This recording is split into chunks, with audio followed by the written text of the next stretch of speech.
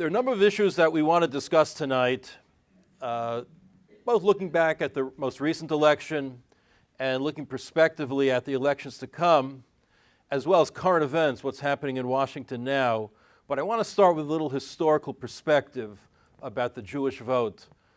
Who knows the last president, the last Republican president who received a majority of the Jewish vote?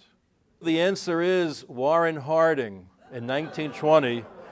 Maybe because his middle name was Gamliel, I don't know. It confused people. But the truth is, from Lincoln's time until 1916, the second Wilson election, the Jewish vote was fairly split. In fact, normal by the standards of other ethnic groups. Occasionally a little more, a little less, but always hovering around 45, 50, 55% for one candidate or the other. The big change came in 1916 with Wilson, and since 1920, no Republican president has received even close to a majority of the Jewish vote, except for Reagan. Reagan lost, I think, 44 to 30 or 43 to 39 to Carter in 1980. But since then, since Roosevelt's time, the Jewish vote for president has fluctuated within a very narrow range, never less than 60% for president, except for the Carter exception, and never more than 90%. And the average Jewish vote really is 79% for the Democrat.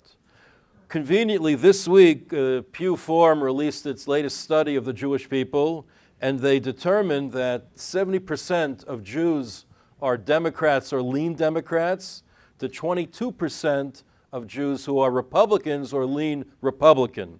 I hasten to add, it's no surprise to me, but when you crunch the numbers even further, amongst the Orthodox, 57% are Republicans or lean Republicans, and only 36% are Democrats or lean Democrats. So in the Orthodox community, we're almost outliers, as in many areas, in terms of the Jewish voting patterns in America. Let me first ask Ari Fleischer to comment on the last election. What do you think went wrong? In the last election, Obama had so many things going against him, especially from a Jewish perspective, in terms of the management of the economy, in terms of a very icy and often hostile relationship with Israel, in terms of general management, even cultural issues. And yet even he won, I think it was 69% of the Jewish vote to Romney's 30% or thereabouts. What do you think happened in the election? Well, I think the biggest thing that went wrong were the results.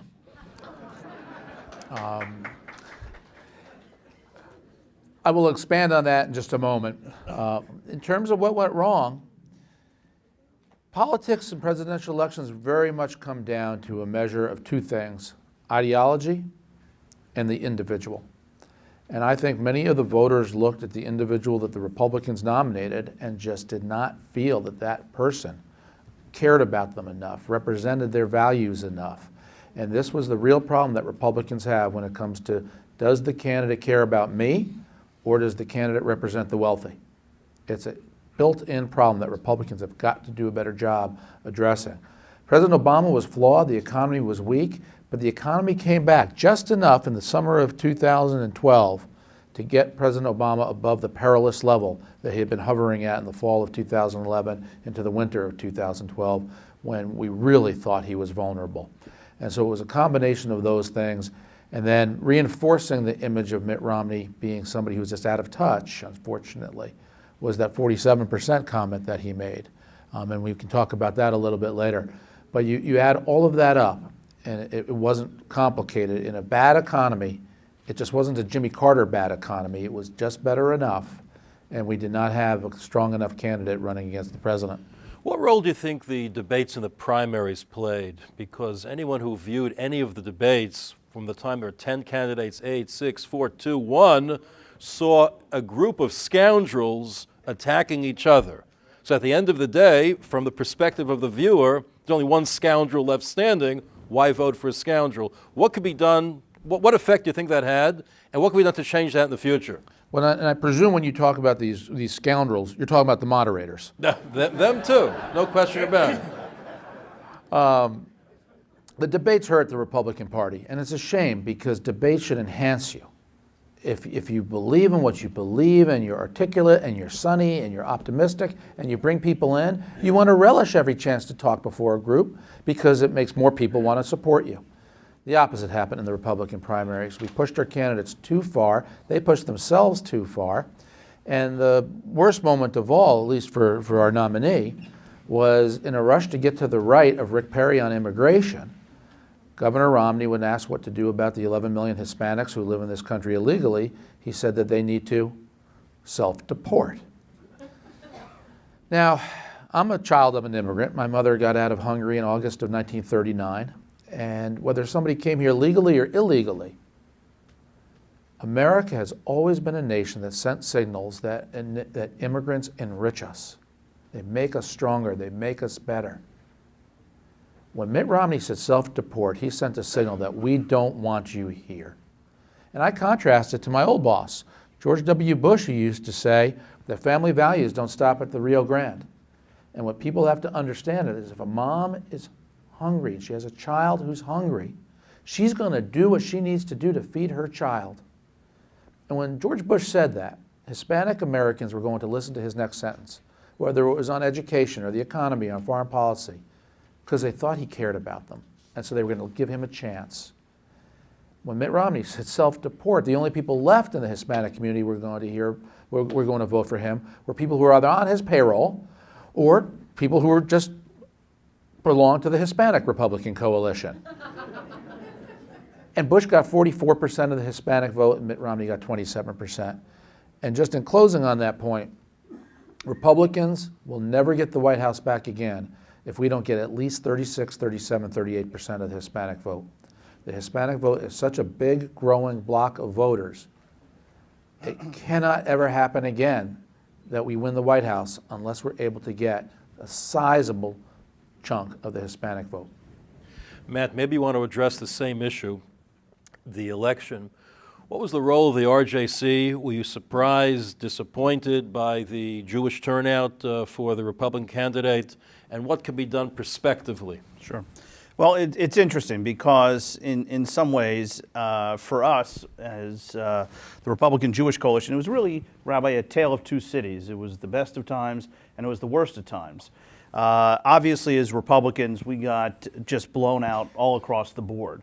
The one bright spot, interestingly enough, if you look at what happened in the Jewish community, is the work that we did. From a Republican Jewish coalition perspective, we actually had our greatest year ever. We had the most sophisticated, the largest, the most expensive, the most intense outreach ever undertaken within the Jewish community.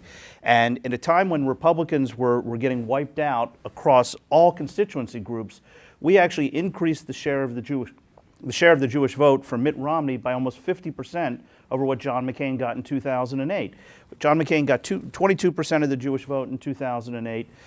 Mitt Romney got 32% of the Jewish vote in 2012. And to swim against the tide like that, I think, is extremely encouraging. And then you also have to look at it in the broader context, because this is not just one single data point.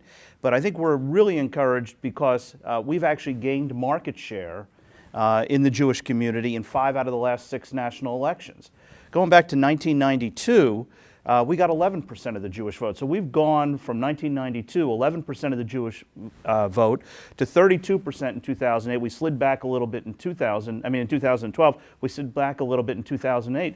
But the overall trajectory of what we're doing underscores the fact that we're having an impact, and the Jewish community is moving toward the Republican Party.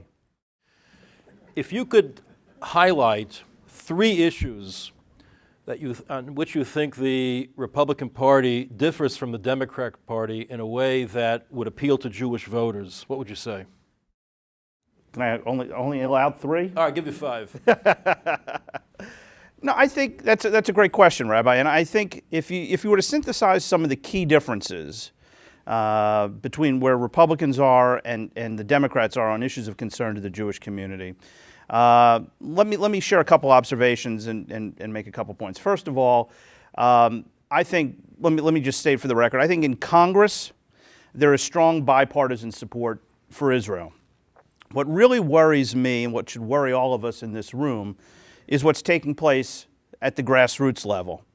Grassroots Democrats, in poll after poll, If you look at some of the recent Gallup polls, for instance, when asked, who do you most side with in the Israeli-Palestinian question, 80-some% of Republicans say they stand with Israel.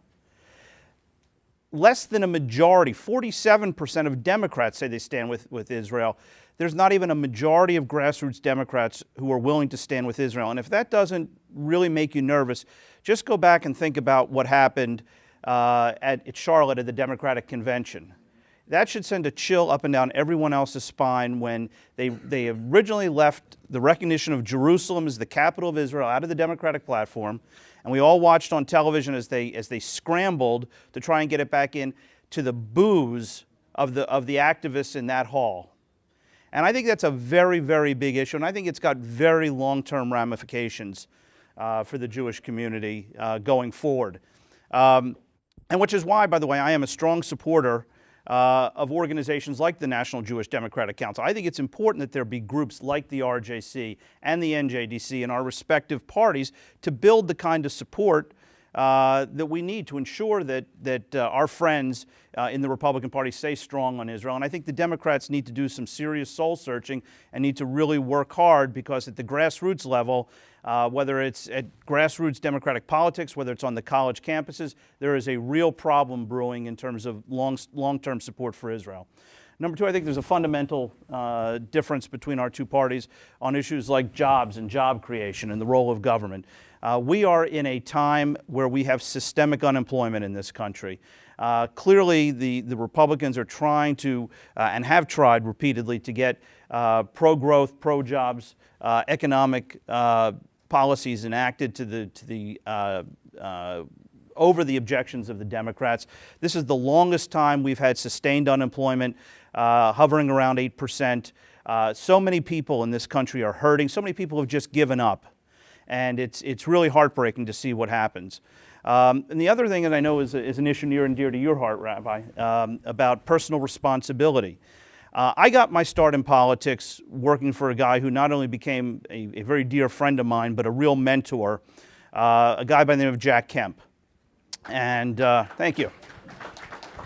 And one of the things that Jack Kemp instilled in me, and I believe to this day, is that we as a party, we as Republicans, have got to be compassionate about those who are the most needy in our society.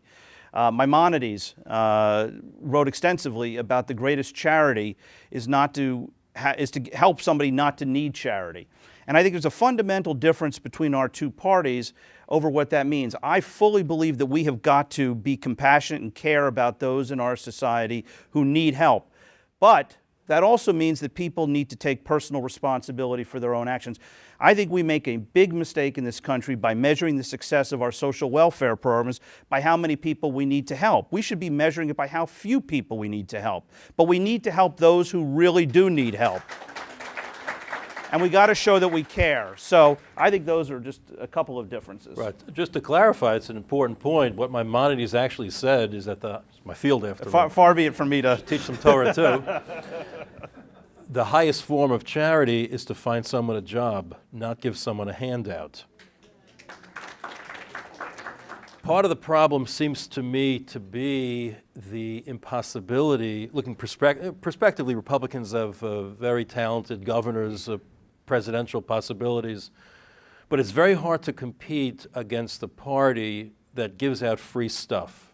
Free stuff is hard. The Democrats always strike me as like that single uncle without really any cares in the world, who watches the kids for a few days and gives them the keys to the car, to the liquor cabinet, to have a good time, and maybe they'll clean up before the parents come home, but the parents are the Republicans who want to try to have a budget and the deficit, give an allowance in return for chores, encourage the children to do well in school and get jobs and take care of themselves. How do you compete against the free stuff, especially when the country's moving into territory where more than half of them are receiving free stuff, and therefore it's difficult for them to vote against their own pocketbooks? I think you put your finger on one of the biggest challenges that we have, and I think it's increasingly worrisome. But I would amend it to point out one other factor. It's not just people who are getting free stuff who are poor or low income, or even increasingly middle income, because so many of our entitlement and social welfare and public assistance programs increasingly are being made available. Food stamps are growing into a middle class entitlement now. But it's people from all walks of life. It's corporations that are getting tax benefits that they really don't need to compete anymore. It's wealthy people who are getting tax deductions or tax credits that they really don't need anymore. It's a tax code that rewards things that shouldn't be rewarded and punishes work when we should be encouraging work. So I don't limit my criticism of free stuff to just one group of people. I'd like to find a government that goes after all of it so we can lower taxes for everybody and broaden the tax base and have more people contributing to this country so we're all in it together again.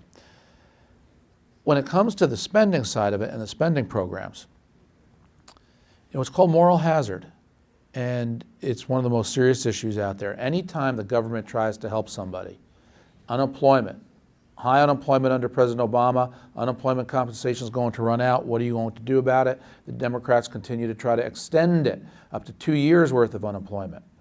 Well, the reality is when somebody gets that type of public assistance for such a prolonged period of time, it puts off their incentive to go out and find a job that they know at some point they're going to need to get. And so the public assistance also traps people into the safety net instead of springing them up and out of the safety net. And we've built government now that is just attracting people into the safety net. And I do think, though, what wins it for Republicans is the old-fashioned power of aspiration. I think aspiration still in America beats dependence. And if we have that optimistic, sunny, can-do candidate who comes along with a conservative ideology, with an entrepreneurial bent to them, so they know how to create jobs, they know how to let businesses flourish, make money, grow and hire people, that sense of calling America to its higher aspirational self beats the percentage of people who would much rather say, I'm going to just stay home and collect a check. We can win on those grounds. Matt.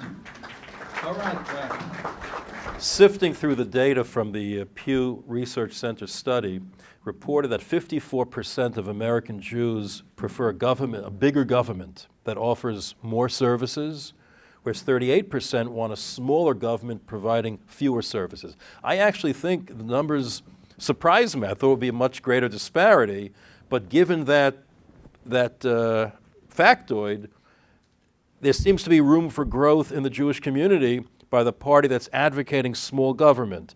How would you present that issue to a Jewish audience? Well, I think you're right. I do think that even getting 32% of the Jewish vote last time, I think we have a lot of upward mobility, not just on the issue that you raised with the role of government, but also for the things that I talked about. But specifically, in terms of attracting people, I think, ultimately we are going to attract Jews on a metric of issues. And polling data is interesting because you can always look at different aspects. One of the things that's telling about the Pew thing is you'd want to drill down and say, okay, you feel of those 50-some, what was the number you said, 54? 54 to 38. 54 thought that we should have a bigger government. But, I think what you want to also do is you want to see where that ranks in terms of how important it is for them to vote. And I think you'll find that while they may feel that way, personally, it may be a lesser issue. So we're going to, our campaign and our effort at attracting the Jewish vote, and one of the things that I think we did so well in 2012 is we focused on two core issues. Number one, the economy and jobs and the real angst that was out there in the electorate in 2012, and we focused on Israel and foreign policy. And we had a campaign called My Buyer's Remorse, and it was real people, many of whom were lifelong Democrats who had never voted Republican in their life, who had voted for Barack Obama in 2008, and weren't going to vote for Barack Obama in 2012, tell their story. And I think whether it's making it personal for people is ultimately the way that we're going to succeed in the Jewish community, and maximize and take full advantage of whether the people feel that the most important issue to them is the role and size of government, whether it's taxes and other aspects of the economy, whether it's foreign policy like Israel and Iran.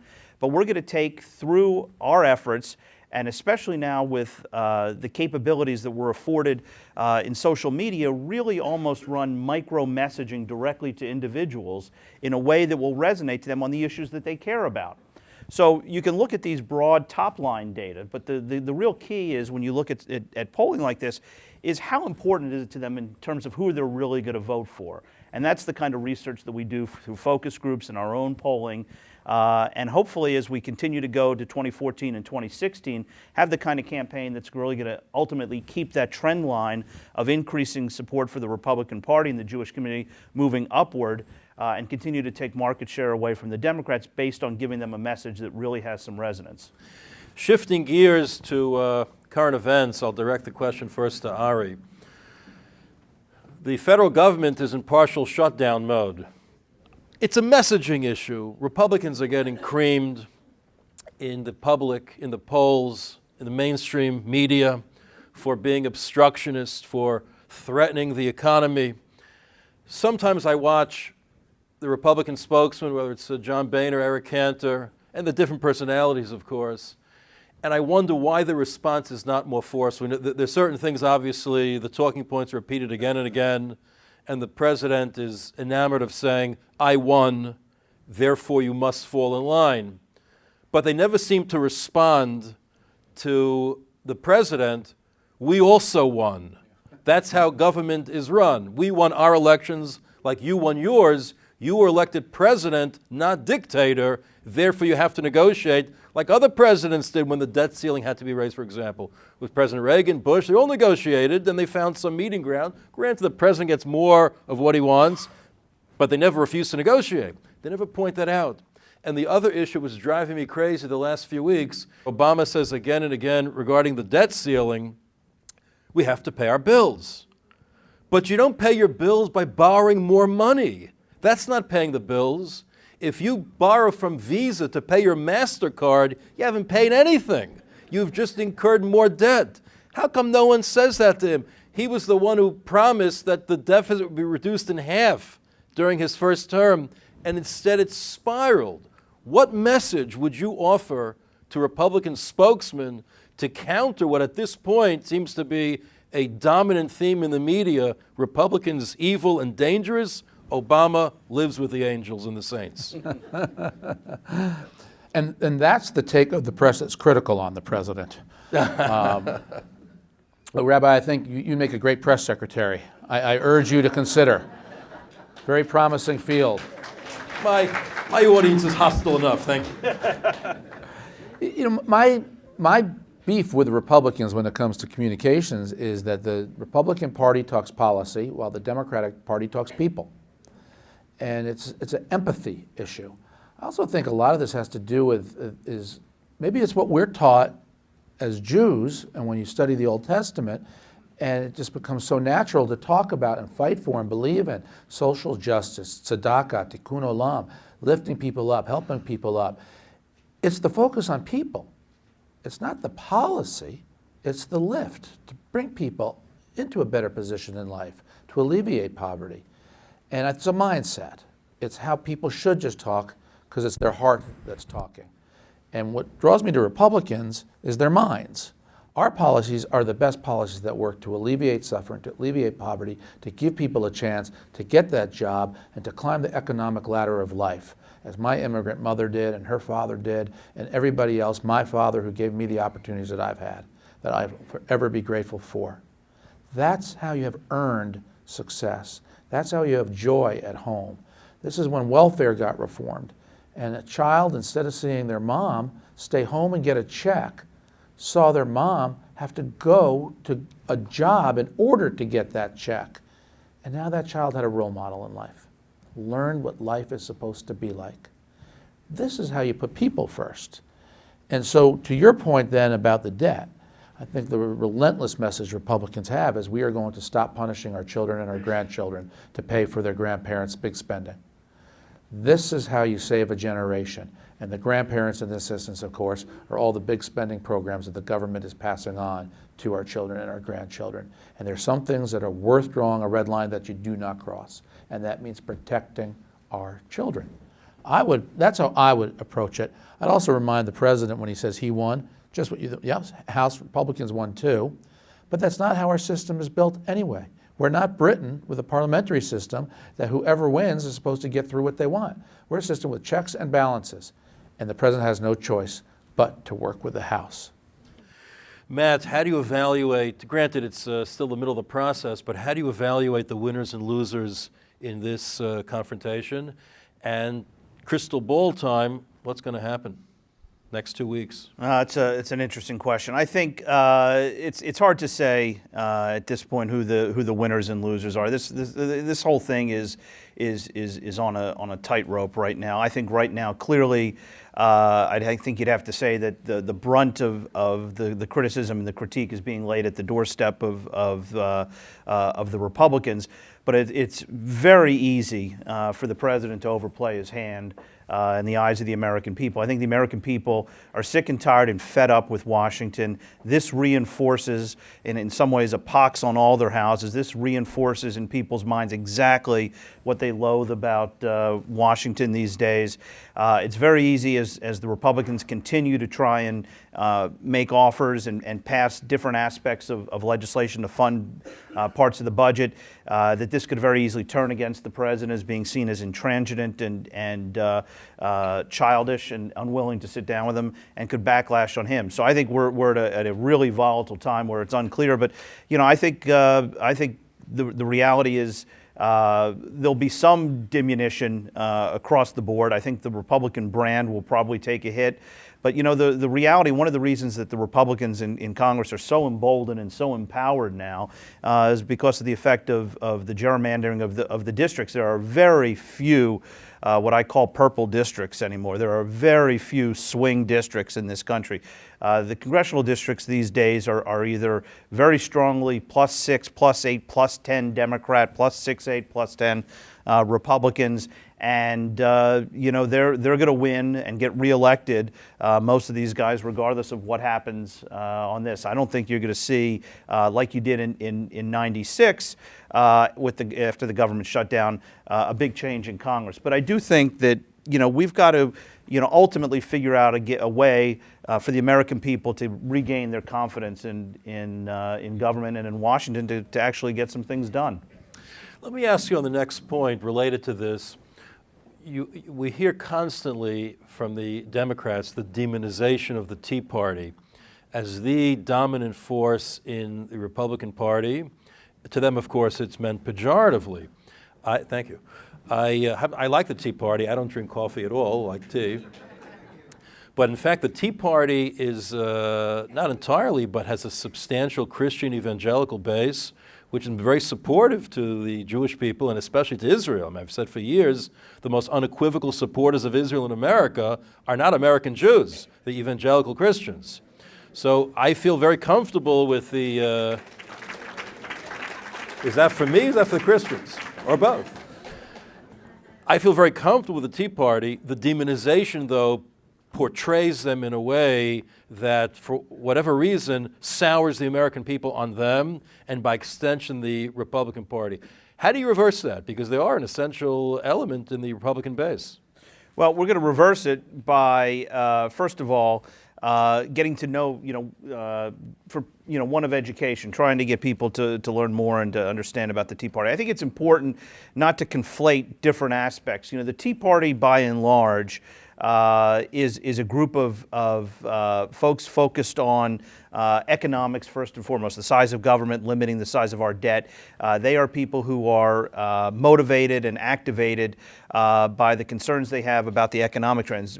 A lot of them don't get involved in or very much knowledgeable about foreign policy stuff.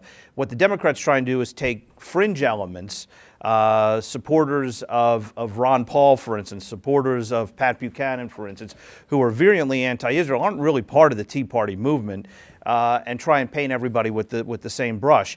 I do think that your point, Rabbi, is extremely important, though, and it goes to something that I had mentioned earlier in my remarks, which is for the Democrats to spend so much time, energy, and effort, and I understand the politics of this. Look, we play to win, and I understand what politics means, but they spend so much time and energy trying to demonize evangelical Christians so that they can gain political advantage within the Jewish community, when in fact, as you rightly point out, the evangelical community is the single greatest group out there standing, arm in arm with the Jewish community at a time when they've got this pernicious undercurrent of anti-Israel feelings fomenting within their own party. I would love for the Democrats to stop throwing stones and stop demonizing evangelicals and take that energy and try and fix the cancer that's spreading within the Democratic Party. There's a tremendous symmetry of views, of values between the Jewish community, certainly the religious Jewish community, and the evangelical community that I think makes for natural allies that we should try to augment in the years to come. Okay, we're ready now for questions from the audience. First one goes to Ari Fleischer. What was your biggest challenge as press secretary? Helen Thomas. Well, we got rid of her. The biggest challenge were the slow news days. It's really an interesting thing about my job, if the question is about the job of being press secretary, not what's it like at the White House, being around the president issues. But it was amazing to me when there was a crisis on September 11th, or when we went to war in Iraq, we went to war in Afghanistan, I always knew what I was going to say. I could take that podium, stand my ground, have the most difficult, cynical, hard-hitting questions come from the press corps, and know what I was going to do and say. But when the anthrax attacks broke out, for example, that was a time I really didn't know what I was going to say. People were scared, particularly here in the Northeast, about opening their mail, and the government didn't know any of the answers. So my greatest challenge is if I didn't know the answers, how to stand my ground on live TV as the press secretary and explain things in a way that made sense to people who were watching. And then the same thing would apply if there was a slow news day, which we didn't have a lot of. But whenever there was, I had to prepare for 20, 25 different topics under the sun. I could get a question about Medicare, Social Security, the president's health from his last physical. Why is he on vacation so much? Why did the president say this? Why is Colin Powell and Donald Rumsfeld fighting? I mean, you name it, the press would go to whatever the divisive moment was. And on the slow news days, they found a lot of them. So I mean, that's just one of the behind-the-scenes realities. Talk for a moment about obviously the biggest news day, really the turning point in the Bush administration that came very early, and that's September 11th with the Arab terror. You were right with the president at the time. What do you remember from that day? Well, I was. I arrived at the Booker Washington Elementary School in Florida with the president. I was a couple cars behind him, and just as I got out of the motorcade, I got a page. This was before smartphones. I had one of those old-fashioned pagers on my belt in 2001, and I got a message from my office that said the World Trade Center has been hit by an aircraft. And I walked into the school to tell the president, and Karl Rove actually got to the president before I did. Karl's office called him and got the word to the president. Well, anywhere the president goes, President Obama, President Bush, presidents, there's what they call a holding room set up. And the holding room has classified secure phones in it. In case there's ever an emergency, the president can always do what he needs to do from anywhere in the world. So if the president was coming here to B'nai Jeshurun to give a speech in this room, down the hall, the Secret Service will be protecting it as we speak, is a holding room with classified phones.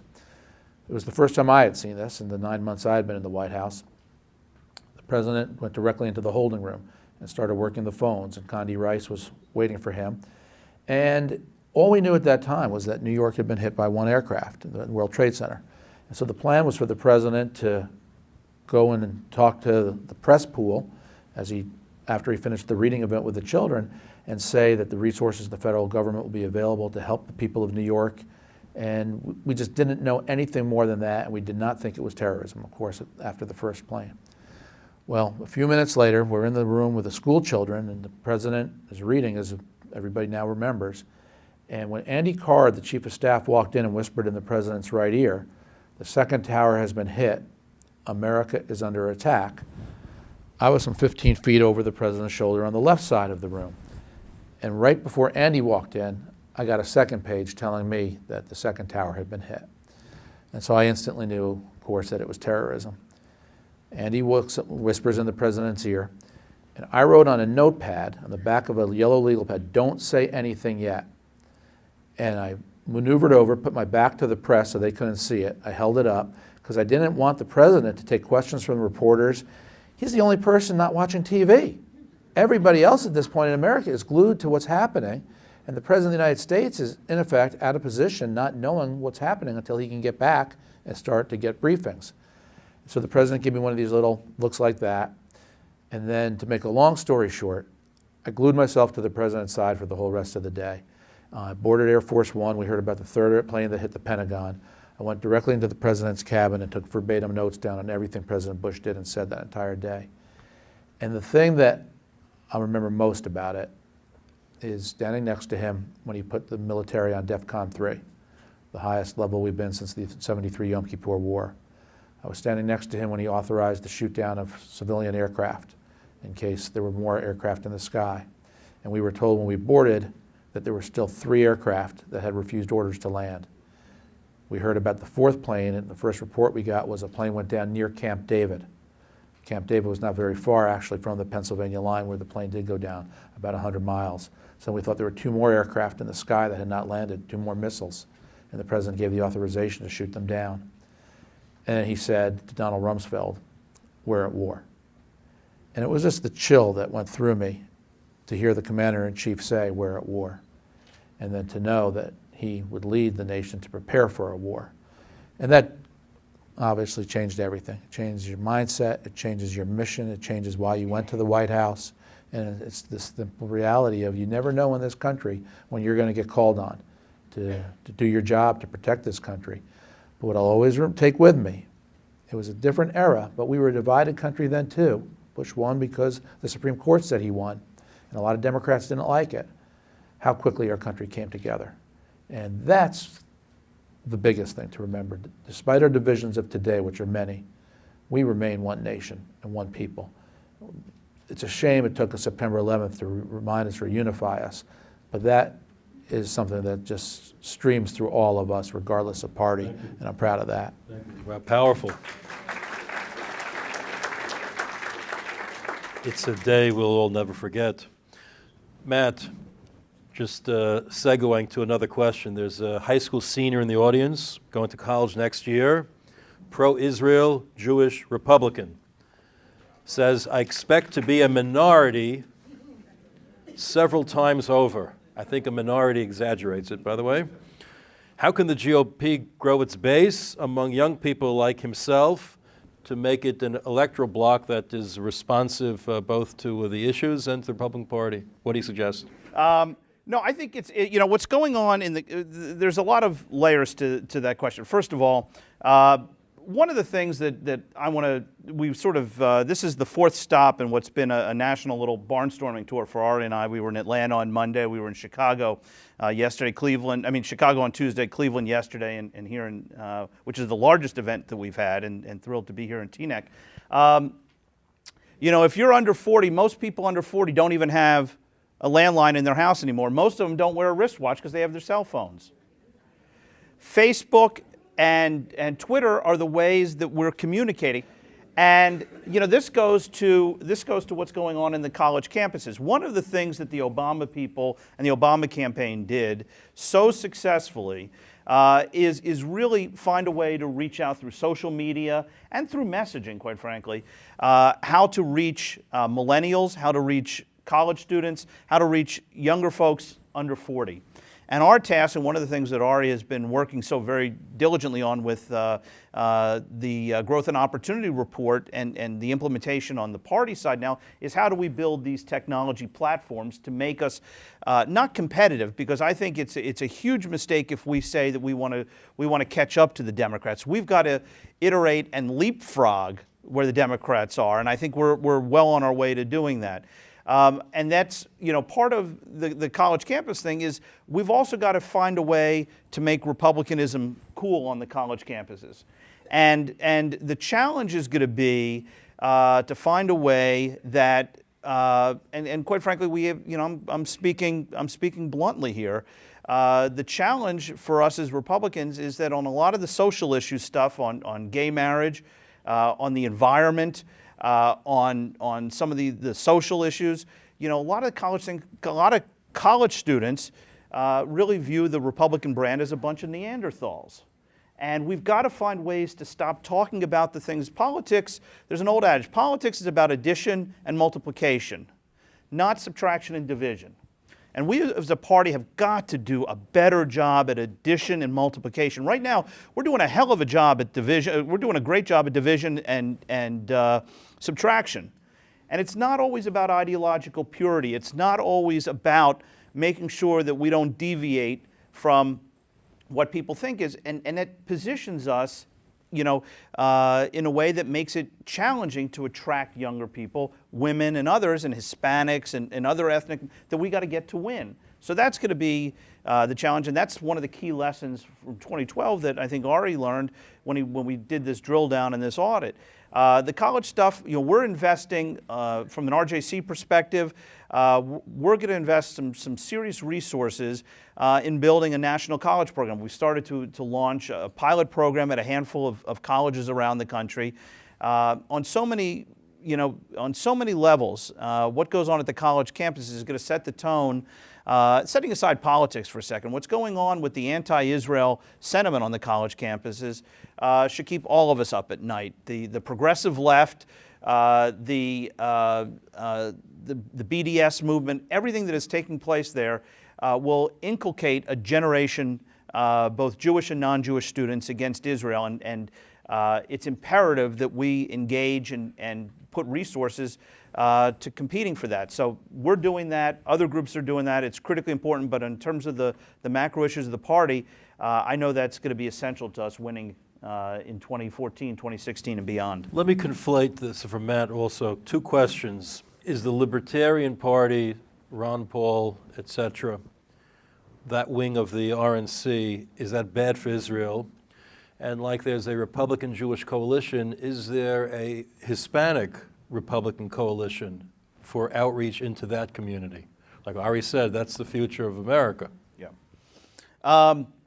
The answer is sort of the Ron Paul wing of the party bad for Israel. I think in an overly simplistic way, yes. I think anytime we get as a nation into a sort of neo-isolationist point of view, I think it's bad for those who care about not just Israel, but care about America's ability to have an impact around the world. A safe and secure world is predicated on having a strong America. That's why the whole issue of this Syria debate was so important, and the use of force. It was never really about Syria per se.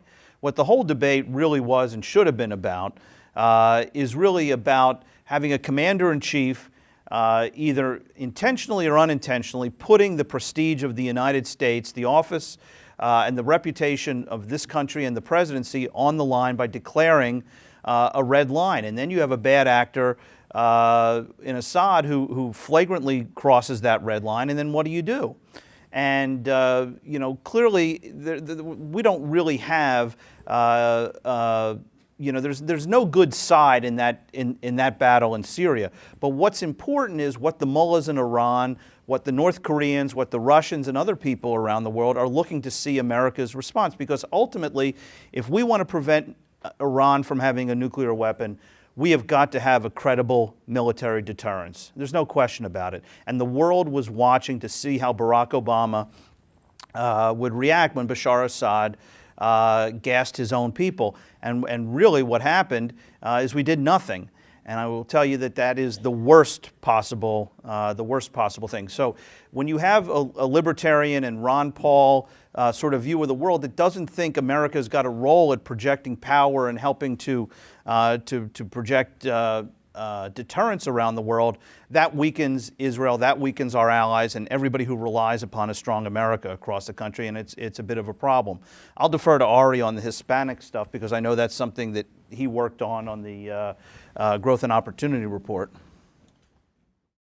Well, I think this goes back to what I talked about before. It's that sense of welcoming or you're not welcome, if that was what you were driving at, about what Republicans need to do to win the Hispanic vote. Is there a group like the Is the group literally? No, there's not. Is there a Hispanic Jewish coalition? A Hispanic Jewish coalition. If anybody here is that, please raise your hand. Is anybody named Cardoza in the audience? No, I think that's one of the reasons the RJC is unique. The RJC does it outside the party structure. The RJC built its own self-reliance. And I think that's something the Hispanic community, black Republicans should do. I'm all for the party, but the fact of the matter is party leadership comes and goes. Self-interest for the group that you identify with ethnically is powerful. It's important. It's heritage. And people should be proud of it, marry it to their ideology, and organize it outside the party so it becomes forever successful in my view. But it's not done in the Hispanic community. Hold the microphone. Direct this question to Ari. President Bush always evinced very warm feelings towards Israel. The body language was good. The speech was good. I remember once being in a very small meeting with him, and he made a point that I remember to this day, that America has many allies in the Middle East, but only one friend. The friend is Israel, and he realizes the difference between allies and friends. That's not the question. The question is, President Obama does not seem to evince that same warmth, and therefore the question is, in your opinion, does he think of Israel as a hindrance, I guess they meant as an albatross, on the United States? Yeah, my view is that President Obama views Israel as a problem to be managed, not a friend to keep. And that's the saddest part of it. And it comes from the heart. There were many times sadly, when I was at the White House, this is during the Second Intifada, and Israel would get attacked. And then, I won't name some of these people, but some people from the State Department would weigh in and tell the president, you really need to have a neutral response. You need to talk about the cycle of violence. You need to say that there's responsibility on both sides. And the president would politely listen. And then the president would say, as soon as the press asked him about it, Israel has a right to defend herself. And what I loved about it, it sprung naturally and it sprung from the heart. And that's what you want foreign policy to be. It's a moral statement. And it's moral because of the tie between Israel and us, between the Jewish people of Israel and the American people of all faiths, based on our values. We are the lonely Westerners in a world that knows what it's like to be attacked by terrorists, know what it means to be targeted. And why? Because of our freedoms, because of our democracy, because of who we are and what we represent. Freedom for women, freedom for gays, freedom! These are values. And we were attacked for our values, and it unifies Israel and America. Bush knew it. Bush knew it intuitively, and he warmed to it. President Obama, it's a thorn in his side might go too far, but he, I think, views Israel with the settlements and everything as just a real problem, and he represents a party that would like to get neutral, and that wouldn't bother the president. On the topic, President Bush wrote a letter to Ariel Sharon, as Prime Minister, relating to the settlements and a future disposition. When Obama and Hillary Clinton took power, they essentially disavowed that letter and said that's not policy, it's like a personal guarantee when he's gone, which of course is not sensible. What did you make of that, both the initial letter and the disavowal? And how should Israel relate in the future to agreements with American presidents when apparently the agreements can be vitiated at will? Well, President Obama vitiates at will agreements he made with himself. I mean, how else do you explain his drawing a red line that he won't enforce and he didn't really mean to say after he got his bluff called? But as Matt talked about, the problem with Syria and the red line there is the word of the President of the United States has got to be the gold standard. If a president says something and doesn't back it up, then what difference does it make when he gives another speech? What difference does that subsequent promise make? None. Nada. I forgot the Hebrew word for nothing. I'd say it if I remember. Klum. Kun. Klum. Klum. Kum. And that's the heart of the problem with that letter. And that letter also was beautiful, the Bush to Sharon letter, because it dealt with the right of return. And it basically said that that's not going to happen. You have to be realistic about things.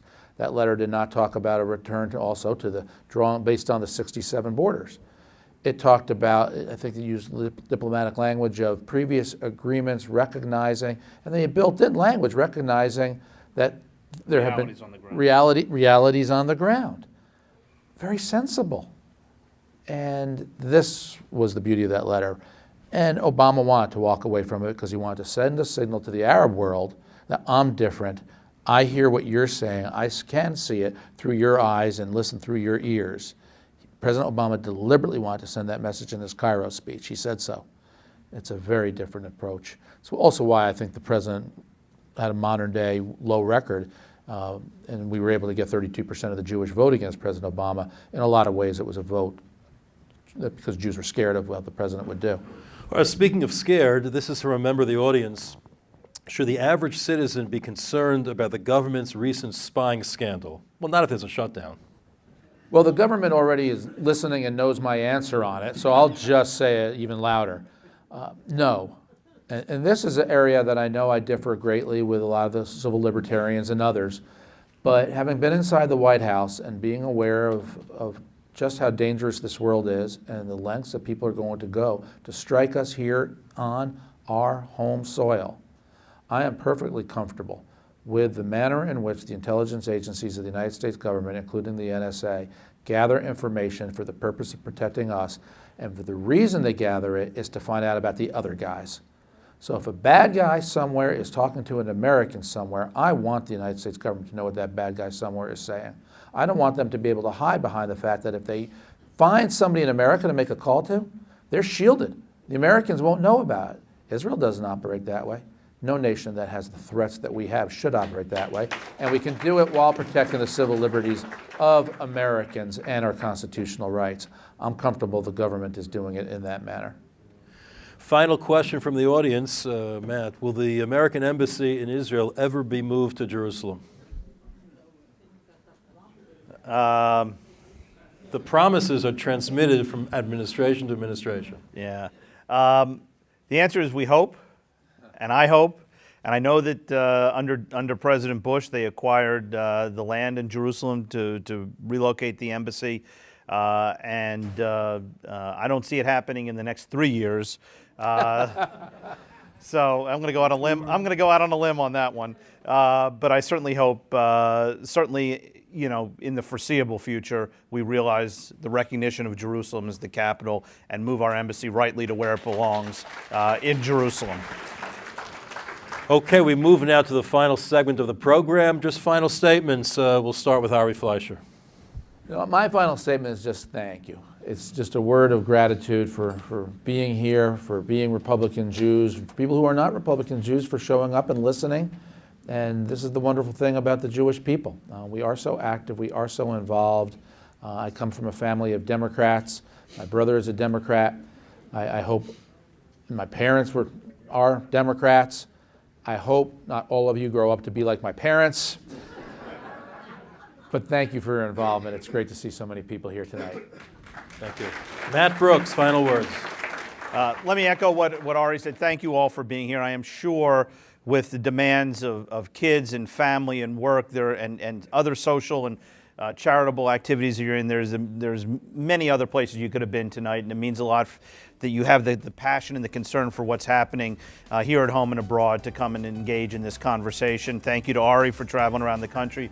Rabbi, it was great to be here. I wanted to make a thank you for moderating that so well. You've got to stop asking such hard questions next time. We would be pleased to send a complimentary DVD of this program to anyone who wishes to support Shalom TV with a tax-deductible gift of $36, double high or more, to the nonprofit organization Jewish Education in Media. Simply visit the Shalom TV website homepage and click on the Donate button to make a donation by PayPal or your credit card. And please indicate the program for which you would like a DVD. Or you can send your tax-deductible check made out to GEM. To GEM, Post Office Box 180, Riverdale Station, Bronx, New York, 10471. And again, please remember to indicate which program you would like to receive on DVD with our compliments. And we thank you for your kind support.